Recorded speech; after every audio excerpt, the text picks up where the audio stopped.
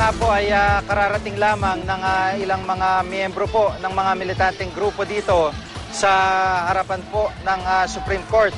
Ito po ay bilang protesta sa pagpapalawig po ng temporary restraining order sa pagpapatupad po ng Cybercrime Prevention Law.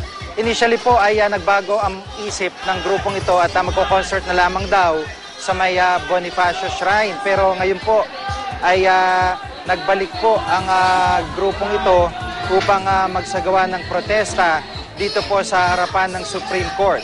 At sa ngayon nga po ay may mga mangilan-ngilang pulis na umaalalay sa kanila upang masiguro na maayos ang kakahinatnan ng kanila aktibidad.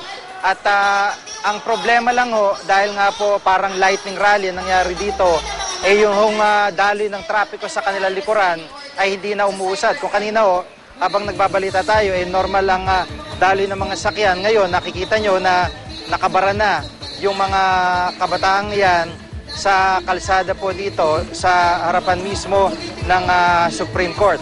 Tabayanan pa po natin, umuusad doon sila dito at titingnan natin kung hanggang saan sila po pwesto kaugnay ng kanilang protesta nga sa pagpapalawig ng TRO laban sa Cybercrime Prevention Law Implementation. Ang SISTI nga po ay indefinite suspension ang inihayag ng Supreme Court kaugnay po ng issue na ito at titingnan naman po, tatalakayin ngayong gabi ang constitutionality sa pagpapatupad ng insidenteng yan.